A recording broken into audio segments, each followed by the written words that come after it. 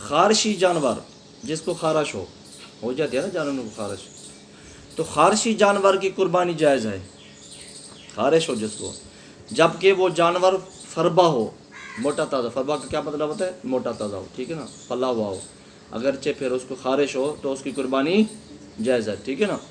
ہاں اگر خارش بھی ہے اس کو اور اتنا لاغر ہو کہ ہڈی میں مغازی نہ رہا ہو، خارش ہو گئی یا بیمار ہو گیا اور پھر اتنا کمزور ہو گیا، لاغر ہو گیا کہ اس کی ہڈی میں مغازی نہیں رہا، تو پھر اس کی قربانی ناجائز ہے، ٹھیک ہے نا۔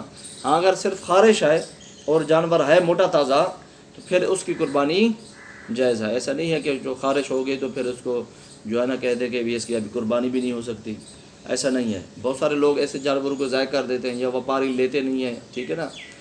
جو کسان ہوتے ہیں، جانور پالنے والے ہوتے ہیں، تو تھوڑی بہت بھی خارش ہو تو وہ جانور نہیں لیتے، ٹھیک ہے نا، کہتے ہیں قربانی کے لیے لے رہے ہیں تو اس میں بھائی فلانا ہے فلانا ہے، تو جانور کو ایسے ضائع تو نہیں کر سکتے۔